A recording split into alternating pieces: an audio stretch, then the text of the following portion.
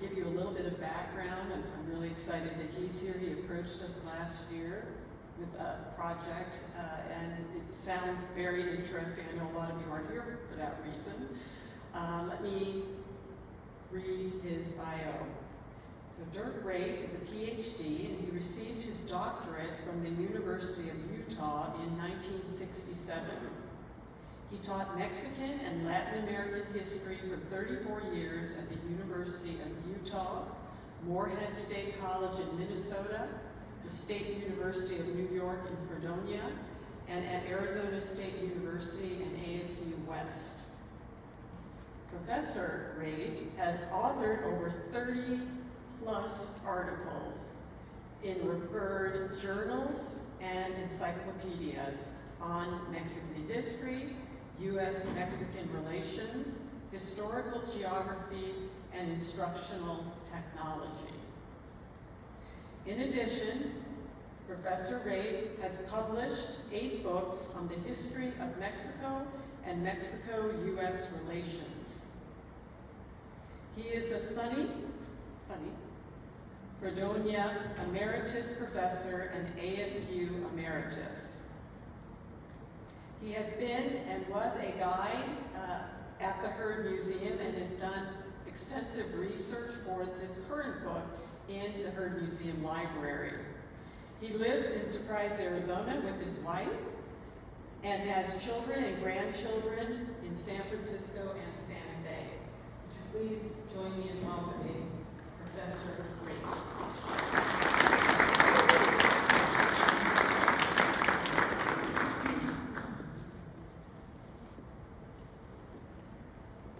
Well, I want to thank all of you for coming out today, especially the new group, which used to be called the Surprise Bubble, will now be known as Dirk's Posse. Okay.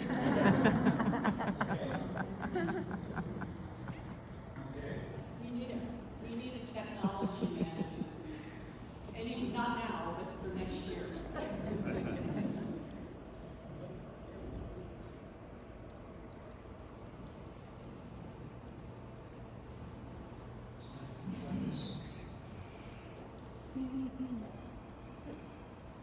Okay. I see a few associates from my docent days at the Heard, Jerry Gallagher back there. Thanks for coming out today. Some of you might have noticed that I use a new innovation carried by materials called a briefcase. Those of you who are under 50 might not know about that, but it is a new innovation. It keeps you from having to carry your books on your backpack. Saves you a lot of trouble. What I'm going to do with this presentation today. Louder. Is that better? Yes. Okay, I'll try and remember this. I prefer remotes, but we'll work it this way. Okay? You still hear me? Okay? Better. Lean in. Closer? Just talking to him.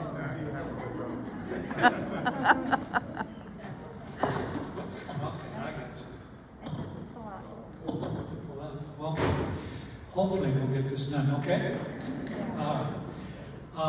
What I'm going to do today is say a little bit about my personal journey that involved a lot of work and activity at the Heard, and to suggest to you that one of the reasons we're having this presentation today is because this project, in many ways, is a Heard project, even though I'm the author and I'm responsible for all the errors and the errors in judgment and grammatical problems and spellings and things of that nature. The research, about maybe 30-40% of the research took place in the Heard Library, and of the 2 people who were mostly responsible for helping me get this book were Mario at the library, who was probably the most important person for this project, and Stephen Yazzie. And I apologize to you for Stephen's absence today. His wife had a bicycle accident, hurt a few tendons, and even as we speak now, she's going in for surgery. And as some of you know, Stephen has moved from Phoenix to Denver, and is a father, as a parent, and has his own responsibilities and couldn't be here today. He's as sorry as I am that he's not here, but I'll try to go along with that without him. So my presentation today is going to be first kind of a general personal journey about what was involved in putting this project together. And then secondly, I want to just go through the title and a very long subtitle, which explains the essence of the book. I want to remind you, I don't know if we mentioned that there will be a book signing at the bookstore after this meeting. And if you don't get a book, or if you decide later you want to have a book, remember, if you order through the Herd, you get a slight discount.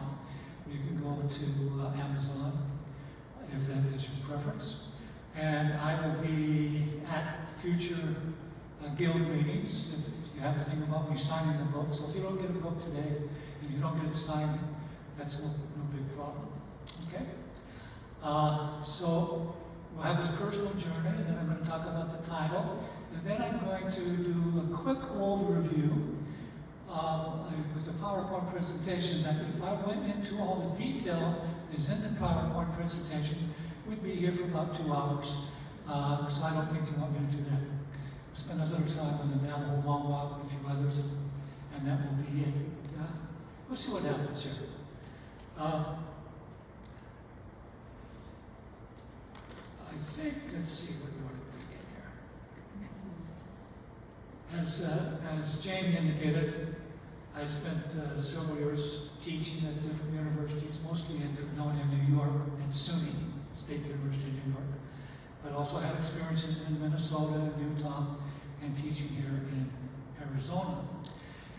When I left Fredonia, New York, which is just south of Buffalo, I had been given a forewarning from my wife. I had been retired for about a year. It was close to the year 2000, I believe. And my wife came home one day. I was relatively happy in the snows and the cold of Minnesota. And my wife told me she had a very tough day. Her samples had fallen in the snow. And what you say, they had paste on them, and so they all stuck together. And she was not happy with the weather in the Buffalo area. And she told me, Dirk, she says, when you die, I'll be out of here before you get cold. And so I said, could we renegotiate this? So we came to the sun and the heat of Arizona. I thought we were going to go to an academic community, probably Tucson. But unbeknownst to me, she had been corresponding with a high school friend of hers for years, who was a real estate agent in Phoenix, and had been sending my wife all this propaganda about the Phoenix area. So we ended up in the western section of the Phoenix area, Greater Phoenix and Surprise, Arizona. Like I said, I had recently retired, and after a few years, and actually one of the first things we did, we came to the Herd, and we saw in the bookstore a book I had written on the Tarahumara Indians in Chihuahua, and they had that in the bookstore. And I thought, wow, this is really a great thing. And then, while we were looking for a place to stay on that trip, we went to a Cinco de Mayo celebration, and I was in heaven. And I was like, man, I'm with my people. This is great. So we ended up in the Phoenix area. And then I was attracted to the Herd, of course, because of its indigenous collection and my interest in that subject. And I soon became a docent, and I took the 8-month docent training back in the old days. And apprenticeships with that 8-month training program. I was a docent predates many of you here. I was a docent from 2007 to 2012. In 2012, I took a sabbatical and got involved from 2012 to 2015 researching and writing the current book. And around 2015, I decided, I guess I just really better tell these people I can't go back being a docent. It's not fair to them. So I was officially de-docent, I guess. And from then on, I had to wear my blue badge and not my brown badge. So while I was here in Surprise, I spent my first couple of years in Surprise, not doing anything in an academic way. I played pickleball. I had played racquetball for 30 years back in New York, so transferring over to pickleball wasn't that big a deal, as long as you know how to serve, right? I played golf, but after 2 or 3 years of doing that, I got tired of having all that fun and decided to write another book. So like I said, I spent the time between 2012 and 2015 researching, traveling, and doing research while I was traveling, and writing the book. While I was at the Herd, not only did I become familiar with the holdings in the library, but I met the acquaintance of Stephen Yazzie.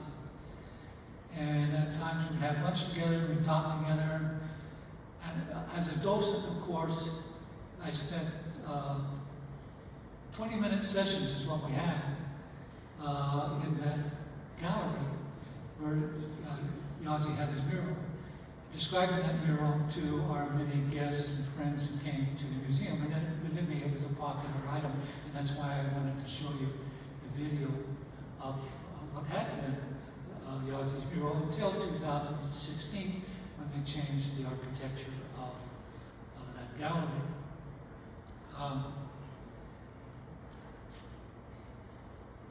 Around 2012, my wife and I and my dog, Nacho, were traveling through the area east of the mountains in California on our way to Lake Tahoe. And on the way, I saw a historical marker. And I stopped the car at that marker and talked about the removal in 1863 of close to 1,000 Owens Valley Paiutes over the Sierra Nevada to the Los Angeles Basin. And at that time, I commented to my wife, well, because I was a docent, I knew this, that was the same year as the Navajo Long Walk, and got me thinking about 1863. So when I returned from that trip at Tahoe, where we were meeting grandkids and our kids, when I returned, I started exploring 1863 to see what I could do with it. And so that 1863 became kind of the hook around which I could put data both before and after that date related to this scene of Yazzie's mural, the relocation and removal of American Indians. Well, I spent that 3 years working and researching and doing that, and as some of you know, who've done some serious writing, I would go to my computer and, like 4 o'clock, thinking it was 4 o'clock in the afternoon, and it was really 4 o'clock the next morning. My wife would get angry at me for missing dinner, and there were a lot of problems that occurred during that intense period. Needless to say, while writing, my pickleball and golf skills deteriorated, and haven't really improved much since that time. And after way too many editorial rejections, and for about a 5-year period, I finally found a publisher. And what was the lesson? Some of the critics were really terrible to an old guy, an old white guy, writing about Indian history. And they weren't all very friendly sometimes from time to time. But I have to say, much of the criticism was valid, and it went into revising the manuscript, and it helped in the long run. So I did give up the task. I do want to acknowledge some of the people at the Herd, because as I said before, this is partly a Herd project. Not that they sponsored it, but their resources were really important. Again, I mentioned Mario at the library. About 50% of the research effort took place with his assistants. Ann Marshall, Director of Research, was helpful to me. Another person who is at the library, Janet Cantley, was a curator. She even proofread some of the copies relating to the Navajo, or the Apache, to the Apache content, and provided me general support throughout, especially on the pictorials and the images that I used in the book, the visuals in the book. Her husband, Gary, you might know him as an archaeologist. He got me inroads into the Pyramid Lake Museum, where he had done some work. At the Herd, I mentioned again, Stephen Ghazi. Not only did I take the theme of the book from the theme of his mural that you just saw, but I talked to Stephen many times, he gave me some help, and I had Stephen write the foreword to the book, in which he took a kind of contemporary theme of relocation on the Navajo reservation and related it to the historical past. So, also I should mention that you probably noticed on the cover of the book, that image comes from the mural by Yazi, and Yazi also offered some illustrations for the book, so I'm very much indebted to my friend Stephen Yazi. My fellow docents were very helpful. Diane Leonte, Linda Hefner, Rex Nelson, Jerry Cowley, who's here, who's gone through this presentation one time before in another setting, and Jack Rock. Jack was an interesting person, very active at the museum for several years after his docent training. I don't think he's here today, but he and his wife and I were having a discussion one time, and she reminded me that relocation wasn't just an indigenous event about Japanese relocation centers during and after World War II. And the fact that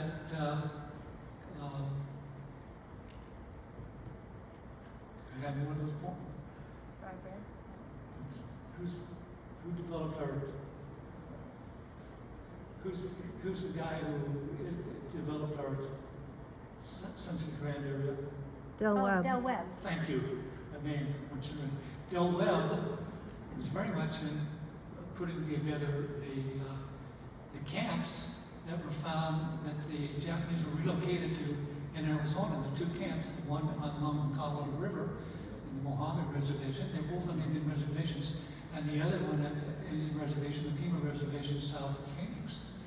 And those camps were built by Del Webb, and it's kind of an irony of history that these Indian people who 100 years before had been relocated were now forced, yes, they didn't agree to the building of these camps, were the unwilling people who hosted these new guests. I also want to mention my GIA's instructor, Barbara Johnson, and her trustee aide, Rusty Hill, because they provided me with the background information during my docent training that really brought on the courage to take on this topic. So that is a good part of the Herd community that was involved in the development of this project. Okay.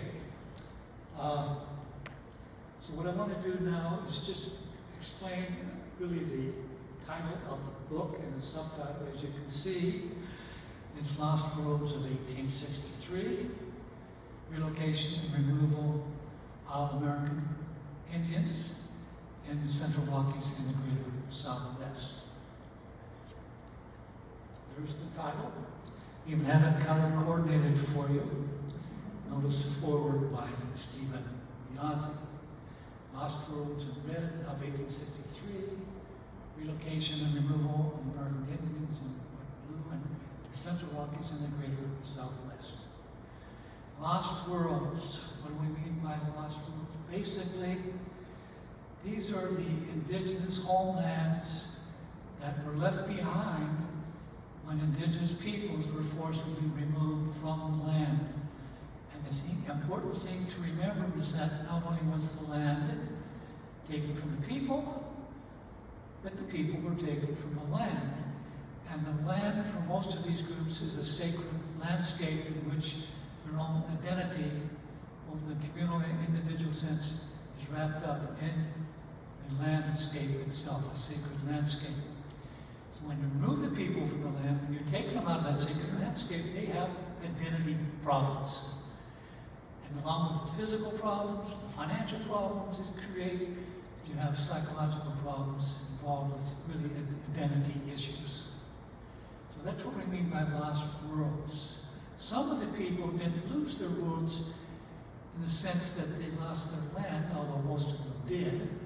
Those that did not lose the land had their changed landscape. So they did lose a lot of their sacred landscape. Of 1863, this is an arbitrary kind of thing I know as a historian. You know, a lot of times historians and other writers like to pick out a date in history, you know, like 1492, and it grabs the audience, and then they do a thing about 1492, acting as if that year in history was the end-all of everything that happened before and after. And what I'm saying with 1863 is, hey, I'm using this is my rationalization, I'm using this as a hook around which to put comparative data. So with 1863, we can compare, take the year and compare across the Southwest different Indian experiences. But in no way is 1863 a precursor for everything that follows, and in no way is 1863 a consequence of what went on before. Okay? Here is the Stephen Yazzie 20 years ago. And the theme of relocation and removal, of course, as I indicated, comes from the Yazzie mural. And as you saw in the little video that we did on the mural, we look to the east wall, you can see the section that appears in on the east wall, you can see the Kit Carson himself attacking the indigenous population. You see the American eagle consuming itself. And you also can see Kit Carson attacking the Navajo family, which was, of course, the image that we used for the front of the book. And then there's that Navajo image that all comes from the Navajo Long Walk. You'll see the image of the coyote and the celebration afterwards. And I always suggest to Yazzie that the young kid who's got the t-shirt, the Kit Carson t-shirt, showing, you know, kind of the misinformation that occurs from generation to generation. And he swears that that wasn't supposed to be biographical. I don't know.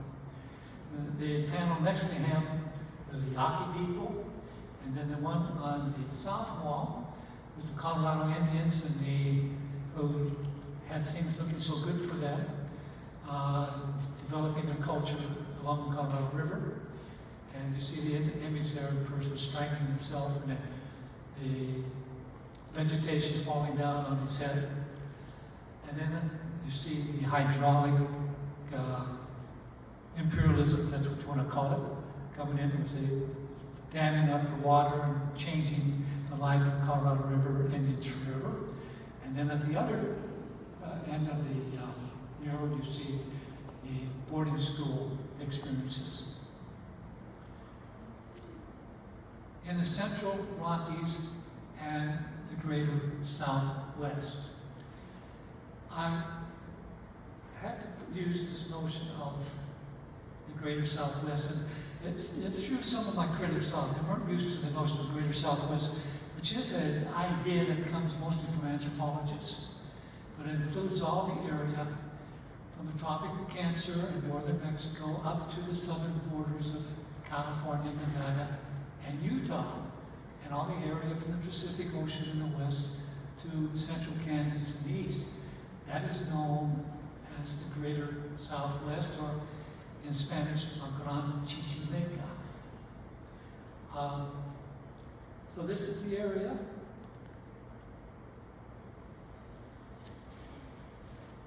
Of the old Spanish, in Mesoamerican times, in pre-Columbian times, this is an area where you had trading goods going from Chaco Canyon, New Mexico, down to central Mexico, where from central Mexico they were importing into the Southwest, the American Southwest, things like chocolate and engineering technology. And in return, from Chaco Canyon and other places in the Southwest, they would trade turquoise and items from the Great Plains like buffalo skins and even Native Indian slaves. It's all part of that chain that went back and forth in Mesoamerican times and pre-Columbian times. Then after 1521, about 1821, it's known as the Spanish borderlands. This is the time when the Santa Fe Trail was opened up, went all the way from Santa Fe to the west coast by the Spaniards. This is also the time where the Spaniards established about 21 different missions from Southern California up beyond San Francisco in the north. And then from the time of independence in Mexico in 1821 to the beginnings of the Mexican War, 1845, the Treaty of Guadalupe Hidalgo, 1848. It's the Mexican period, and this area is known as El Norte, okay, or La Frontera. And then after that time, when the area was occupied and acquired by the United States, historians, anthropologists call it Mex-America. Okay? This is why to a historian, the boundary may have political significance, but if you want to understand it culturally, socially, economically, it is an area that is interwoven. And you can see that the Gran Chichimeca, this is the area we're talking about, the greater Southwest. Again, some people were thrown off by it. I had one critic say, well, Indian populations in Kansas are very different from California. And I said, yeah, what's the point? I had other people wonder about it. And so then I started questioning that notion of the greater Southwest, because it's no more to anthropologists than it is to historians. And I decided to add Central Rockies to it to see if I could help them with that. And then we got into debates about which part, where was the Great Basin and how far did that extend. I found out by having these little arguments that the Great Basin extends into southern Idaho. So I says, okay, I'm good. Another thing that is suggested by the notion of the greater Southwest are some geographical realities. This is the area of the 4 North American deserts. And you can see on the map again, the Great Basin Desert, the Mojave Desert, the Sonora Desert, and the Chihuahua Desert. So this is all desert country in the greater Southwest. And another thing that gives it a kind of unity is a linguistic unity, because most of the indigenous languages in this area is Uto-Aztec. Extends all the way from the Shoshone in the north down to Central America, including the Aztec language in central Mexico. I might also point out at this time that the Hopis, believe it or not, are Uto-Aztec people. They are the only so-called Pueblo group that speak Uto-Aztec. The others are Tanoan, Karish, different languages, different dialects. And it makes me think that the Hopi have maybe a different heritage than that of the other Pueblo Indians, because the Pueblo Indians were simply described by the Spaniards as Pueblos, so that just meant they were sedentary people in villages. Anyway, I've always questioned the heritage of the Hopis and putting them in the category of just another Pueblo group. Might mention also when you talk about linguistic differences, the Zuni speak Zunian, which the anthropologists call an isolate. And it's, although related to a couple of smaller groups along the west coast, it's most closely related to Japanese. that's another story as well. So, what I want to point out here is Uto-Aztecan is the indigenous language of choice for most of the indigenous communities. Although you have Hokan groups that are West Coast groups that include the Yavapai and the Pai people in Arizona. Okay.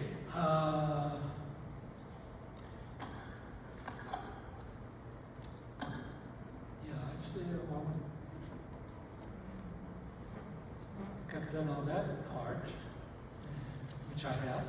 I want to talk a little bit, before I go into the specifics of this PowerPoint presentation, of the general background of relocation. So you won't think that this phenomenon of relocation is just something that's associated with this area at this particular time. This is part, my book is part of a much larger story, okay? The forced removal and relocation of indigenous populations is a global phenomenon, okay? And basically, if you take the history of the world since 1500, it's the kind of experience that you will know that occurs when an industrialized people come in contact with non-industrialized folk. The best example I can give you are the English colonists who completely exterminated the Tasmanian population south of Argentina in global history, or the treatment that British colonists did to the Maori in New Zealand, as an example. We could talk about the Sikkim genocide in southern South America, or the Japanese and the Ainu, or the immigrants of northern India and the forest dwellers of Sri Lanka, or the Mexican government and the Yaqui and the Maya peoples of Sonora and the Yucatan. So, this is a global phenomenon. There was a demographic disaster that occurred in global history that began in 1492. And due to European diseases and maltreatment and slavery of native peoples by industrialized people, pre-contact population of the Americas is estimated to be between 75 and 100 million people. And after 3 generations, by 1580, the indigenous population was reduced to 12.5 million. That's a decline of 90%. Wow. And historians call that a demographic catastrophe, a demographic disaster. The forced removal of native peoples began with the early colonials, and they used the authority of the king and the authority of the church.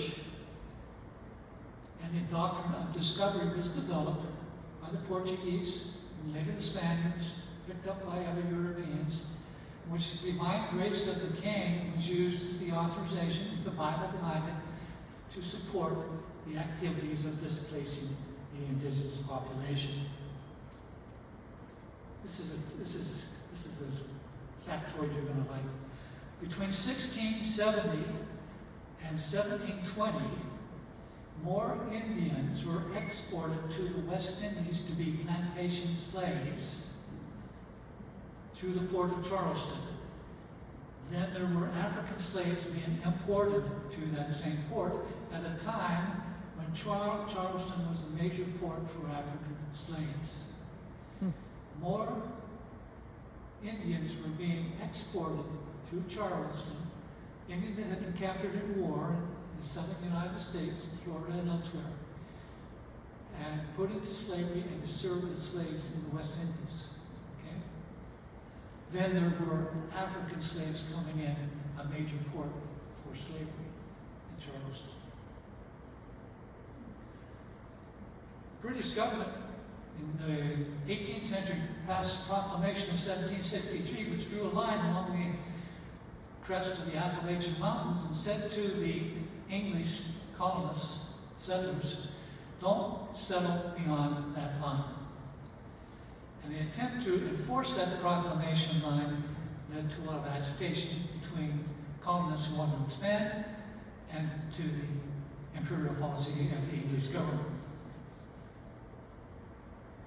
It was a major grievance for many colonists leading up to the independence movement, the American Revolution of 1776.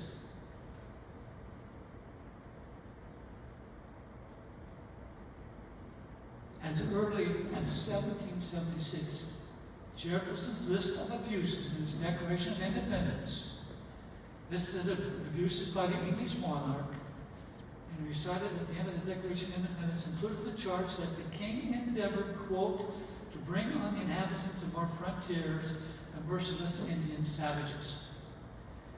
Later, Thomas Jefferson proposed an Indian amendment to the Constitution calling for the removal and transfer of eastern tribes from their lands to the west. Before the Indian Removal Act of 1836, it saw the expulsion and deportation of 60,000 native peoples, Choctaw, Chickasaw, Creek, Cherokee, and Seminole nations from their homelands in the eastern U.S. to Indian Territory and Oklahoma. Delaware Indians were being forced out east to Ohio and Indiana and later being relocated in Canada and Texas and Kansas. Similar removals happened to the Seneca and the Kiowa.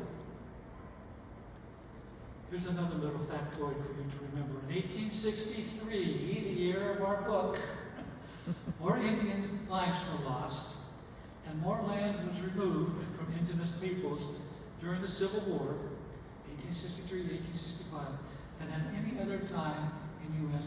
history. And that gives you some special significance for 1863.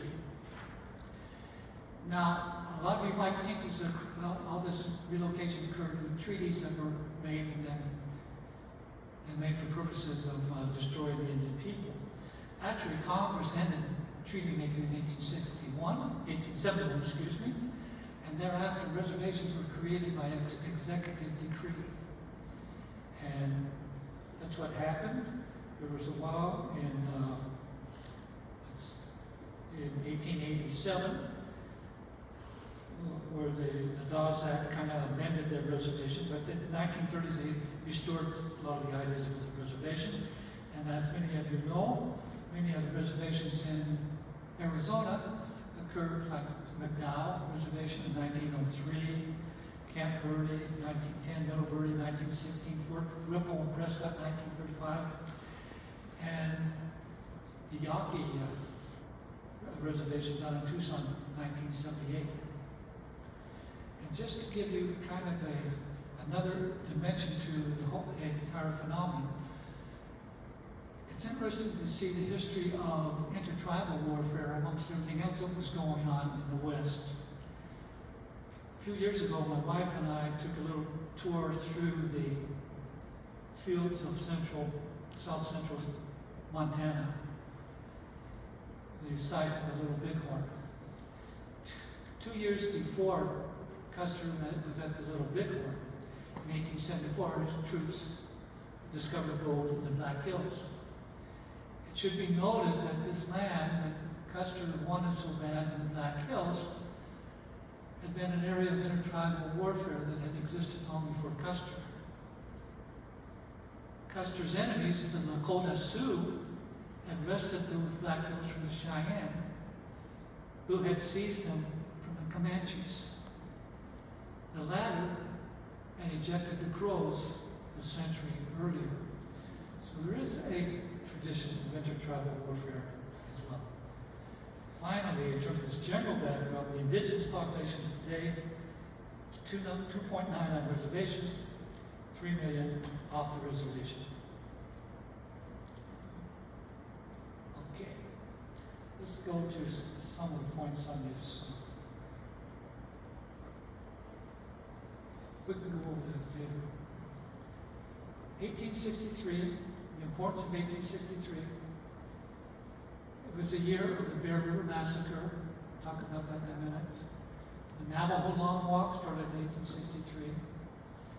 The Numa Trail of Tears, which is the Owens Valley relocation, was in 1863. The treachery that led to the death of Magnus Coloradus the nominal leader of the Apache people. Was followed up later on. Was actually a catalyst to the Apache Wars that were not finished until 1886, 1887, when the Chiricahua Apaches were all exported to Florida. This is also the year where gold seekers were coming into the Yavapai area. This is when Flagstaff was founded, when Arizona became a territory. It was 1863. And that led to an invasion of settlers that eventually led to the removal of the Yavapai in 1875 for a 25-year period when they went down to the San Carlos Reservation in that year. Same thing for the Mojave, and it was the 1860s when the Yaqui lands were being invaded by settlers as well. So all these pressures were put on these groups. It's also a time when the Autumn Indians, especially the so-called Papago in the south, were confronting both Mexican and Anglo settlers who were destroying the water resources of that area and changing their whole life. We'll go into that. This is a little too complicated. I will point out that there were a series of massacres and a series of warfare that took place around the year 1863 and thereafter in the West, Southwest. I should mention one important thing about the 1863 event, an association with Lincoln. Lincoln was a great emancipator, a great statesman in many ways, and probably one of the greatest of American presidents for all of his accomplishments, which he achieved at a time of a lot of personal anguish. But when it came to dealing with the indigenous populations, he had very little knowledge, very little interest in looking at the world from their point of view. In fact, his major concern was one of treating the Indian as an obstacle to be surmounted so that economic development could occur. Whenever he had indigenous people come to Washington, D.C. and visit him, he would speak to them with a kind of pidgin English to his guests. Where live now? When go back to Iowa, was how he spoke to these people. His main interest was economic settlement and development of the West. And the Indian was an obstacle to development. Treaties were to remove Indians from lands that the settlers coveted. They had the Homestead Act of 1862 under Lincoln's administration. That was land for settlers that was taken from the Indians. The Transcontinental Railroad the legislation was developed under Lincoln. It was completed in 1869. And he sent the military out to protect the railroad lines and the telegraph lines and other things of that nature. But probably the most important thing for this book was the Minnesota riot of 1862 by the Santee Sioux in the so-called Eastern Dakotas, who rioted in 1862, and in that riot, mostly caused by the fact that the Indians were being defrauded by settler traders, people for the government. Many innocents were killed in that 1862 riot, both German settlers and Indian people, many who were innocent of any kind of thing at all. That rebellion led to the removal of not only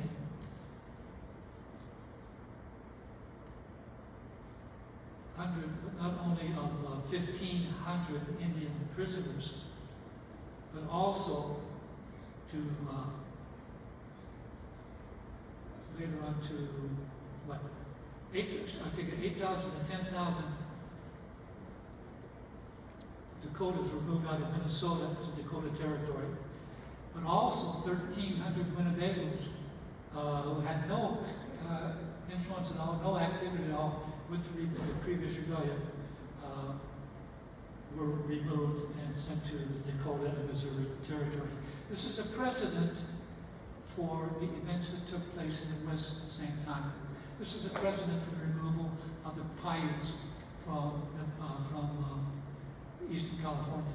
This was a precedent for the removal of the Mescalero Indians in New Mexico. This was a precedent for the removal of the Navajos from northeastern Arizona. So it was a major precedent for many of the removals that took place in 1863, of the Lincoln period.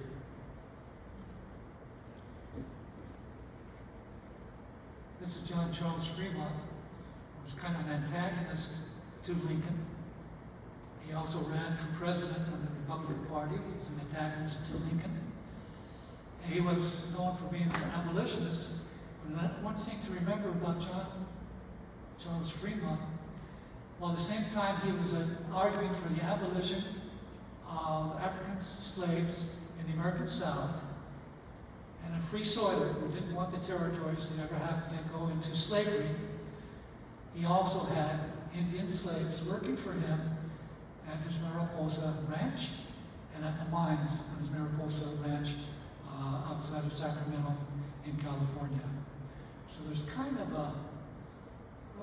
again, what irony or inconsistency here, where there were a lot of people, especially in the abolitionist movement, who were very concerned about the very real issue of African American slavery, who didn't see the slavery of the American Indian in the West. This was one of the Little Crow Indians, who was a Sioux chief, and he was killed in 1863 when the U.S. Army came in and attacked the Santee Sioux. And he was a leader of that Minnesota Indian group.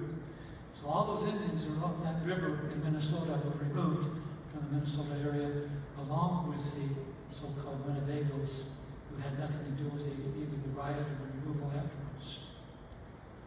All right, just take a few minutes to go through an overview of this PowerPoint presentation, give you an idea of the content of the book. Basically, it starts off with the removal of the Owens Valley Paiutes, their own Chocolatiers. In 1863, as I can see there, 900 Paiutes were relocated from the Owens Valley over the Sierra Nevada mountains to Fort Tejon. And I think it's interesting to note that the person who gave the order at that time was Colonel Carleton, later to become Brigadier General Carleton. This was the man who a few months later gave the order to remove the Navajos in the so-called Navajo Long Walk. He's the one who initially gave the order to remove, from California, the order to remove the people from the Owens Lake Valley. And he came across, as you can see, they followed the trail coming out of the Owens Valley, going south down into Fort Tejon and to the areas of that area. There were about 1,000 Numa or Paiutes that were relocated at that time, and probably only 2/3 of them arrived at the camp at Fort Tejon, and the others either escaped or died in that process.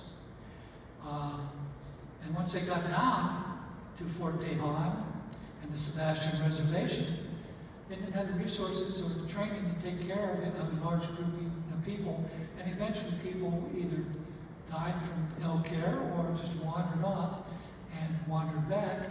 But by the time they wandered back to their homeland in the Owens Valley, most of the land had been seized by the settlers there. Sarah Winnemucca, whose father's, her father, Winnemucca, he's the one for whom the town of Winnemucca is named. It's not named after Sarah, but she was an acculturated Northern Paiute, and she was that kind of go-between between the U.S. Army and her Paiute peoples. She followed them all around and did different things, and was a go-between. But the thing that struck me as most interesting about Sarah Winnemucca, she was, I think, about the only Indian to establish a boarding school. Most of the government boarding schools were established by non-Indians with an intent to develop the idea of acculturating and get these people to lose their Indian identity. She went a different way. She allowed the indigenous language, which wasn't being taught in the government boarding schools, she allowed the indigenous language to be used. People to use the language and actually to use the language to help educate their parents. And she had a very different kind of view, and she had privately sponsored it. She tried to get government monies to support her school, and of course, the government would not support her boarding school idea. And after a couple of years, there were philanthropists in Boston that area who supported it initially, but after a couple of years, she had to give it up. Her brother lost some of his farmland, and they were having financial problems, and so Sarah eventually gave it up. Sarah, before 1891, in her last days, went to Henry's Lake in Idaho. I have a niece who has a cabin right next to Henry's Lake in Idaho, so I know this area quite well. And she lived with her sister there until she died in 1891. On one of those, as you can see on the map there,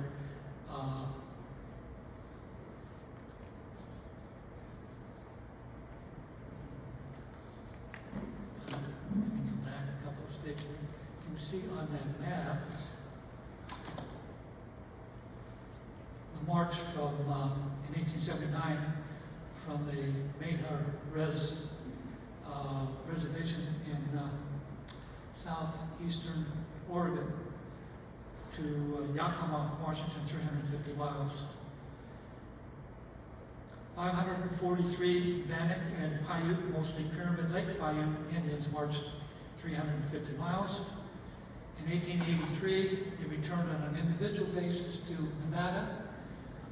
Some of them went back to the Pyramid Lake Reservation, others to the outskirts of Nevada towns and cities to serve as domestic workers and laborers.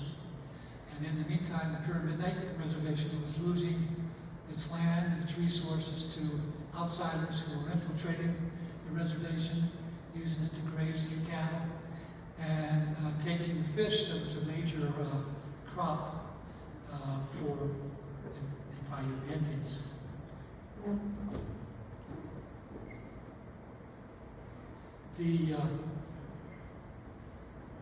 This is Sarah's sister, Pokey. Pokey was the nickname for Elma Winnemucca. She was married to John Smith, interesting name, and with her name and with her marriage to John Smith, she was called Pokey either as a term of endearment for Pocahontas or in reference to her Indianness. But interestingly enough, Pokey was accused of poisoning Sarah Winnemucca, and she had been accused of poisoning her first husband with choke cherry poison. So that's why I put this little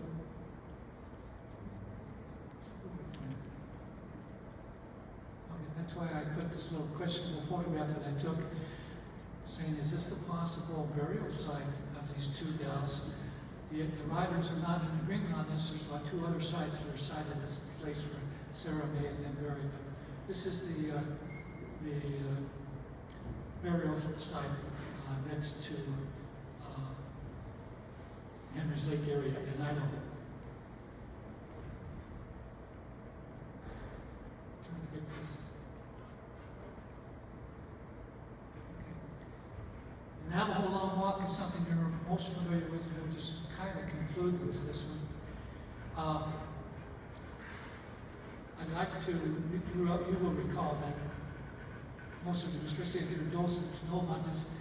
In 1863, the Navajos were relocated from northeastern Arizona, 400 miles, depending on which route they took, to Bosque Redondo, just east of the Pecos River in central New Mexico.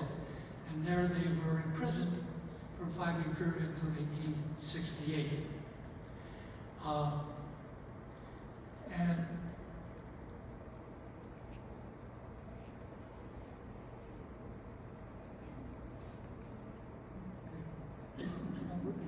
should be.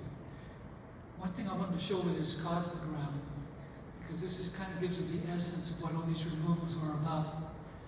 As you look at the Navajo cosmogram, which is kind of a diagram of their cosmic thinking, and what you can see is that the Navajos, like many people, had what we call a Quinn-Coops, or five-part anatomy, in their thinking, based on the whole idea of sort of in terms of universal forces that go through 4 points and then they come together at a 5th point. And so this characterizes many Indian groups both in the Southwest and in Mexico. And as you know, for the Navajo, the principle is called Hojo, for the major principle, the major philosophy. And Hojo, you talk about 4 sacred cardinal points, east, west, south, north. And associated with each cardinal point is a sacred wind. And the idea of a sacred mountain. And the east is Mount Manca, which is near Alamos, Colorado. And the south is Mount Taylor's. You can see it on the highway when you go past Grants, New Mexico, up to the north of the Grants. To the west is the San Francisco Mountains and the Flagstaff, Arizona area that you're all familiar with. And to the north is Mount Hesperus, northwest of Durango, Colorado. These are the sacred cardinal points. These are the sacred mountains. But you'll also notice that it's associated with rhythms of life, living and death, the seasons of the year, the hours of the day. So we have dawn, and we have daylight, and we have dusk, and we have night for the season, for the pattern of the daytime hours. We have the seasons of spring and summer and winter and fall. We have the life cycles of childhood and the teenage years, adulthood, and of course, old age. And you have sacred stones that are associated with each one of these. Pearl is associated with the north, that's just the color white. Turquoise is associated with the color blue and is associated with the south, Mount Taylor. In the west is alimony, and the color yellow is associated with the San Francisco Mountains. And to the north is Mount Hesperus, and obsidian jet that's associated, and the color is black. So those sacred colors, those are the sacred jewels and stones, and you see that in the jewelry and the artwork that the Navajo work all the time. The important thing to understand about the idea of Hojo is that a people who go to war and are close to an enemy and leave the area of Hojo, and when you have a ceremony back home to bring that person to health and harmony, you restore that person's spirit of Hojo. And you have that notion with all these ceremonies. So the basic idea, and I wanted just to read this, and I'm going to conclude here. Give me just a few more minutes. When the Navajo were pushed out of their homeland to Bosque Redondo, they lost their Hojo. They lost their sense of identity. They not only lost their homeland. And so their whole purpose when they were in prison was to restore the Hojo. And the restore of the Hojo is to go back to your homeland because it is a sacred landscape, and that's where you can regain your identity. So they say, as I walk, this is what the people were yelling and singing as they came, left the prison at Bosque Redondo and started the long walk back to Arizona. As I walk, the universe is walking with me. In beauty, it walks behind me. In beauty, it walks before me. In beauty, it walks below me. In beauty, it walks above me. Beauty is on every side. As I walk with beauty, and hopefully reestablish Hojo.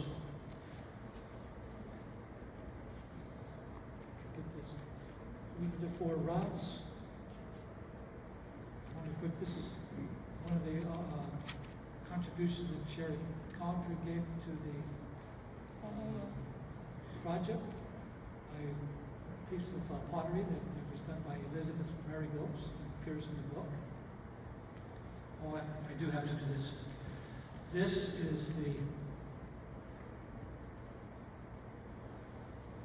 is Mrs. Crooked Neck and Old Man Mudd's wife.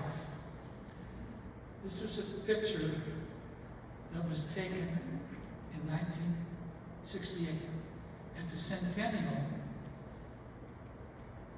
in Gallup, New Mexico, celebrating 100 years since the Treaty of 1868 that brought an end to the Navajo imprisonment and the beginnings of the Navajo Reservation.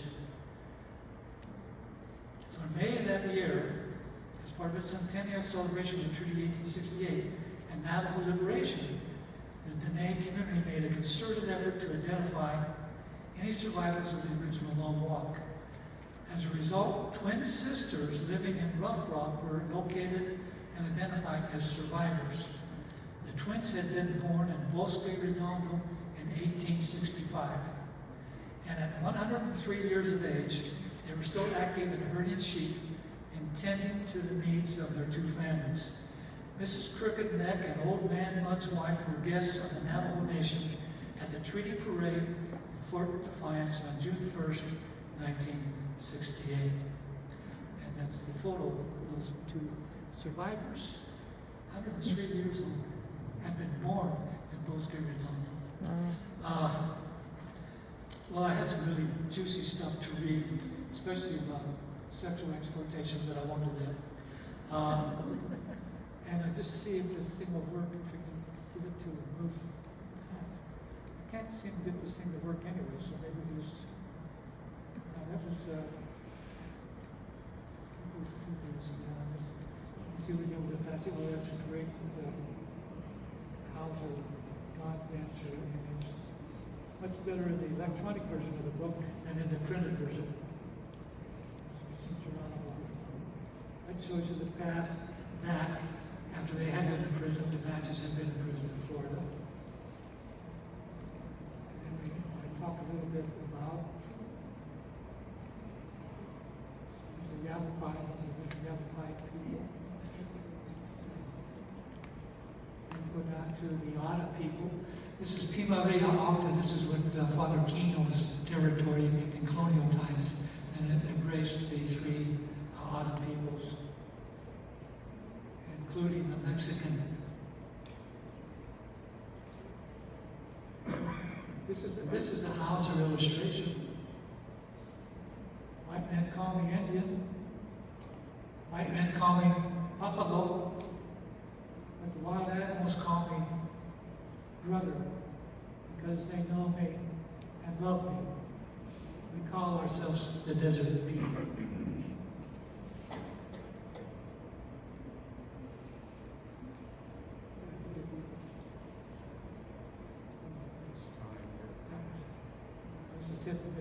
This is all the Bear River Massacre information.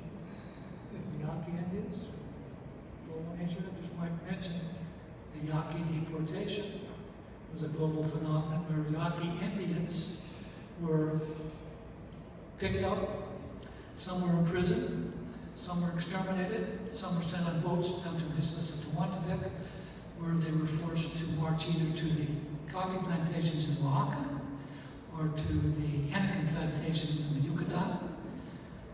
This is in the days of Porfirio Diaz, which is late 19th century, early 20th century Mexico. And as you know, being Arizonans, several of these Yaqui people were refugees to southern Arizona. Several communities were established as these Yaquis fled from this deportation policy in Mexico. And they established communities. Today, there are 4 Yaqui communities in Tucson, Arizona, and there are 2 in the Phoenix area. One over Guadalupe, you can go to coming up at Easter time. The church over there is a Yaqui church, so we have that phenom here in the Phoenix area.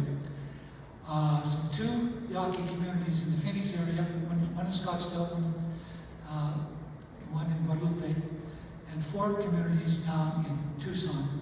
And only one has been, one in the southern part of Tucson has been recognized as a federal reservation. But in any case, that's after the Yaqui slaves had cut down the fibers. They were sent to Merida and other places along the coast and sent across to New Orleans, where they were manufactured into fibers that would bind the wheat that sometimes would work its way back to Mexico. So that's the global nature again. I think we're done there.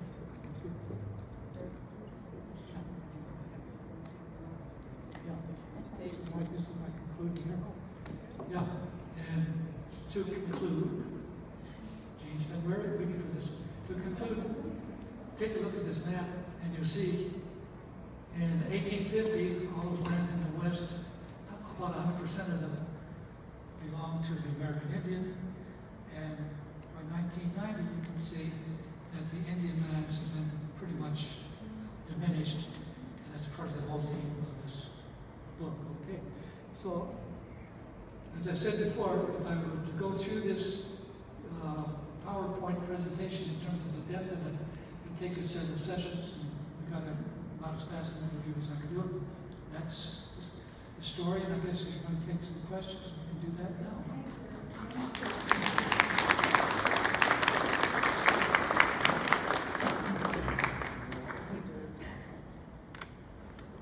Thank you. A lot of good information, right? And not a lot of time, unfortunately. But thank you for everything you've put into this presentation today. Thank you.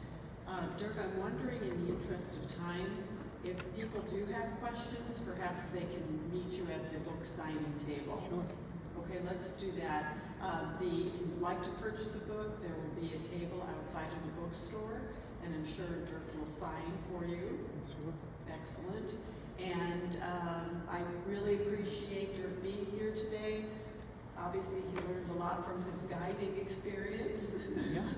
And a lot of really good details that you shared with us. Thank you. It always makes us proud to have people from the Herd Guild participate in this fashion, right?